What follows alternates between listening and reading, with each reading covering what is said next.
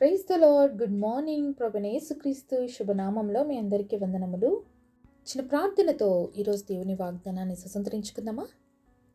పరిశుద్ధుడైన మా తండ్రి, నీ ఘనమైన శ్రేష్టమైన నామాన్ని బట్టి మీకు వందనాలు చెల్లిస్తున్నాను ప్రభువా. ఉదయకాల సమయంలో నీ సన్నిధిలో ఉండడానికి మాకు ఇచ్చిన అవకాశమును బట్టి ప్రభువా మీకు స్తుతులు స్తోత్రాలు చెల్లిస్తూ ఉన్నాము తండ్రి.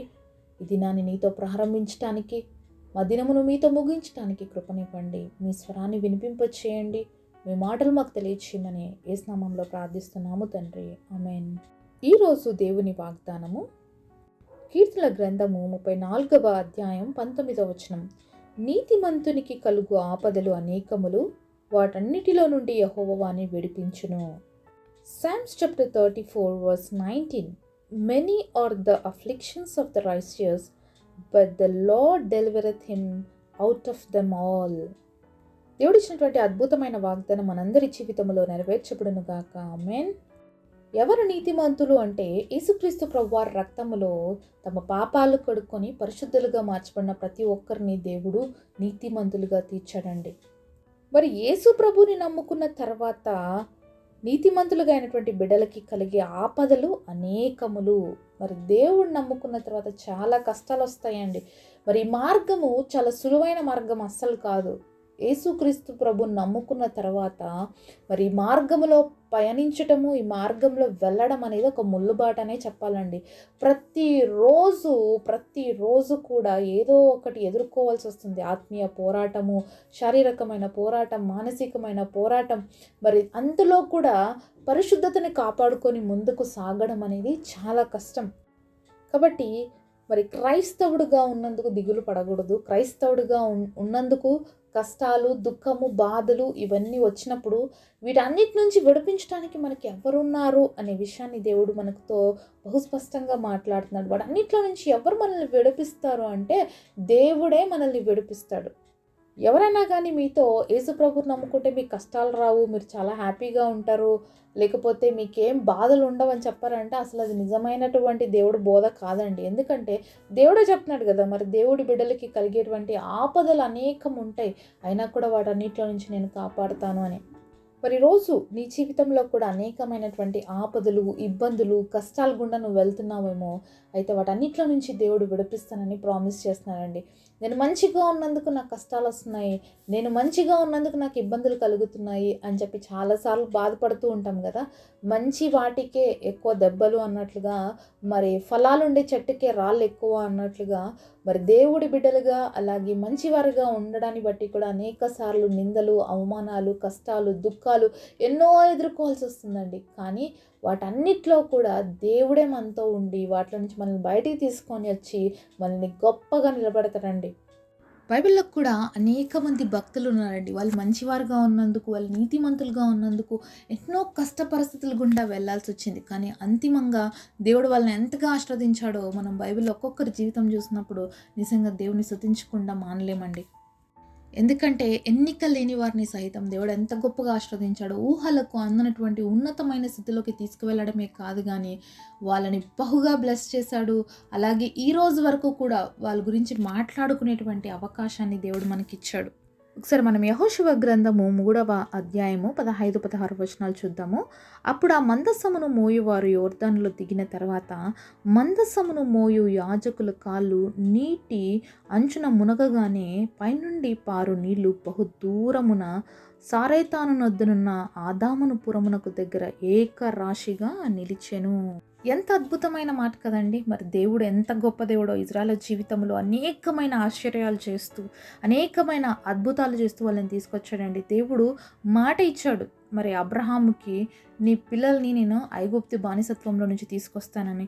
అలాంటి సమయంలో ప్రామిస్ చేశాడు కాబట్టి తప్పకుండా దేవుడు వాళ్ళ జీవితాల్లో ఆ వాగ్దానం నెరవేర్చడానికి ఎన్నిసార్లు ఇశ్రాయేలు ప్రజలు అవిధేయులైన, దేవుడికి వ్యతిరేకంగా లేచినప్పటికీ కూడా ప్రేమ కలిగిన దేవుడు క్షమించి వాళ్ళని నడిపిస్తూ వచ్చాడు. ఇశ్రాయేలు ప్రజలు కానాను దేశం చేరుకోవడానికి ఒక్కొక్క స్థలాన్ని వాళ్ళు స్వాధీనం చేసుకుంటూ వెళ్తూ ఉన్న సమయంలో మరి వాళ్ళు యోర్దాను నది దాటవలసి వచ్చిందండి. అయితే దేవాదేవుడు ఏం చెప్పాడంటే యెహోషువతో, నేను మీ మధ్యలో అద్భుత కార్యం చేస్తానని చెప్పాడు. మరి మీరేం చేయాలి అంటే యోర్దాను దాటడానికి 12 గోత్రాల నుంచి 12 మందిని తీసుకోండి. అలాగే యాజకులు మందసం మోస్తూ వెళ్తారు. మరి యాజకులు మొదటిగా ఏం చేయాలంట? నీళ్ళల్లోకి వెళ్ళాలి. మనం చదివినటువంటి సందర్భం అదనమాట. యాజకుల యొక్క పాదాలు ఆ నీళ్ళల్లో మునగగానే నీళ్ళు ఏమైనాయంట? ఏకరాశిగా ఆగిపోయినాయంట అండి. ఎంత అద్భుతం కదా! మరి దేవుడు చేసేటువంటి అద్భుత కార్యాలు చాలా ఊహకందం అనమాట. సమస్యల్లోకి మనం వెళ్ళాలి, వెళ్తాం తప్పకుండా. అయితే ఆ సమస్యలో నుంచి తప్పించడానికి శక్తివంతుడు ఎవరు అంటే దేవుడు మాత్రమే. ఒకవేళ యాజకులు అమ్మో నదీ ప్రవాహం ఇంతుంది, మేము ఎలా మందసం మోసుకొని పోవాలా, మేము వెళ్ళలేము అని అన్నారనుకోండి, ఇంత గొప్ప అద్భుతం చూసేవాళ్ళ? అసలు అవ్వదు కదా. అంటే దేవుడి యొక్క అద్భుత కార్యాలు మన జీవితాల్లో చూడాలి అంటే అనేకమైన పరిస్థితులు మన ముందర ఉంటాయన్నమాట. ఇది ఏ విధంగా అయితే యోర్దాన్ నది వీళ్ళ ముందర నిలిచి ఉందో వీళ్ళు దీన్ని దాటుకొని పోవాలి. అలాగే దేవుడి యొక్క ఆత్మీయ స్థితిలోకి మనం ఎదగడానికి, అలాగే ఉన్నతమైన స్థితిలోకి రీచ్ అవ్వడానికి మన ముందు కూడా అనేకమైన యోర్దాన్ నదులు వస్తూ ఉంటాయి. అయితే దేవుడు చెప్పిన మాటను నమ్మి మరి యాజకులు ఏ విధంగా అయితే మందసాన్ని మోసుకున్న నీళ్ళల్లోకి వెళ్ళి వాళ్ళ పాదాలు మోపారో అప్పుడే నీళ్ళు ఏకరాశిగా ఆగిపోయాయి అని చూస్తున్నాం. మరి ఈరోజు నా జీవితంలో కూడా అంత గొప్ప అద్భుతాన్ని మనం రిసీవ్ చేసుకోవాలి అంటే మనము కూడా పరిస్థితుల్లోకి వెళ్ళాలి. మొదటిగా కష్టాలను చూసి భయపడకుండా, మన చుట్టూ ఉన్నటువంటి పరిస్థితులు చూసి కలవరపడుతూ అలాగే కూర్చుండిపోకుండా మరి దేవుడి సన్నిధిలోకి మనం వెళ్ళగలగాలి. మరి మందసము దేవుడి సన్నిధికి సాదృశ్యంగా ఉంది కాబట్టి దేవుడి సన్నిధిని మనము కలిగి మనం అడుగులు ముందేసుకుంటూ వెళ్తే తప్ప మన జీవితంలో విజయాన్ని చూడలేమండి. దేవుడితో పాటు మనం అడుగులేయాలి. ఇక్కడ యాజకులు ఒక్కటే వెళ్ళారు అని రాయబడలేదు. దేవుడి మందసాన్ని మోసుకుంటూ ప్రజలందరికీ ముందుగా వీళ్ళు వెళ్ళి మరి ఆ యొక్క యోర్దాన్ నదిలో కాలు మోపారు. కాబట్టి మనం ఏదైనా ఆపద కష్టం మన జీవితంలో వస్తే మనం దేవుడితో పాటు వెళ్ళేవారిగా ఉండాలి. అలా వెళ్తేనే మన జీవితంలో అద్భుతాలు చూస్తామండి. ఇశ్రాయేల్ ప్రజలకు కూడా దేవుడు అబ్రహాంతో ప్రామిస్ చేశాడు, నేను తప్పకుండా వాళ్ళని కానాన్ ప్రాంతానికి చేరుస్తానని. కానీ కష్టాలు రాలేదా? ఇబ్బందులు పడలేదా అంటే, యుద్ధాలు జరగలేదా అంటే అన్నీ ఉన్నాయండి వాళ్ళ జీవితంలో. అయితే ఓడిపోయారా ఎక్కడైనా అంటే లేదు. దేవుడు వాళ్ళని ప్రతి స్థలంలో వాళ్ళతో ఉండి నడిపిస్తూ వాళ్ళకి విజయం ఇస్తూ వాళ్ళ యొక్క కానాను ప్రాంతాన్ని స్వతంత్రించుకునేంత వరకు కూడా వాళ్ళని విడిచిపెట్టకుండా మరి గద్ద రెక్కల మీద మోస్తున్నట్లుగా వాళ్ళని తీసుకొని వచ్చాడండి దేవుడు. వాళ్ళ కోసం ఎన్నో అద్భుతాలు చేశాడు. 1 కాదు 2 కాదు. మరి ఆహారం కోసము ఆకాశం నుంచి మన్నాని కురిపించాడు. వాళ్ళకి దాహం కోసం తీర్చడానికి మరి బండ నుండి నీళ్ళను రప్పించాడు. పగులు మేఘస్తంభాన్ని, రాత్రి అగ్నిస్తంభాన్ని ఉంచుతూ వచ్చాడు. ఇలా చెప్పుకుంటూ పోతే 1 కాదు 2 కాదు. వాళ్ళ జీవితంలో వాళ్ళకి ఏమైతే అవసరం ఉన్నాయో ప్రతిదీ కూడా సమయానికి తగినట్లుగా ఇస్తూ మరి వాళ్ళు నడిపిస్తూ వచ్చాడండి. అంతేకాదు వాళ్ళకి మాంసం తినాలనిపిస్తే పూరేలను కూడా పంపించాడు. అంటే వాళ్ళకు మార్గ మధ్యలో ఏమైతే అవసరం ఉన్నాయో, ఏమైతే కావాలో అన్నీ ఇస్తూ వచ్చాడు దేవుడు. ఈరోజు నీ ముందు కూడా ఏదైనా ఒక సవాలు ఉందేమో, ఏదైనా ఒక పరిస్థితి ఉందేమో.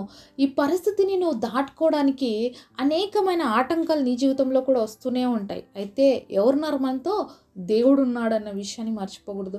ఈ ఒక్కొక్క పరిస్థితిని మనం దాటుతూ వెళ్తున్నప్పుడు మన జీవితంలో ఒక గొప్ప అద్భుతాన్ని మనం చూడబోతున్నాం. ఏ విధంగా అయితే ఇశ్రాయేలు ప్రజలు తమ జీవితాల్లో గొప్ప అద్భుతాలు చూసారో అలాగే మన జీవితంలో మనం కూడా గొప్ప అద్భుతాలు చూడబోతున్నాం అన్న విషయాన్ని ఎప్పుడు కూడా మనం గుర్తుపెట్టుకోవాలండి. అనేక సార్లు కృంగిపోయే పరిస్థితులు వస్తాయండి. ముందుకు సాగకుండా అనేకమైన ఆటంకాలు వస్తాయి. ఆత్మీయ జీవితంలో ప్రతిరోజు పోరాటమే అని చెప్పుకున్నాం కదా.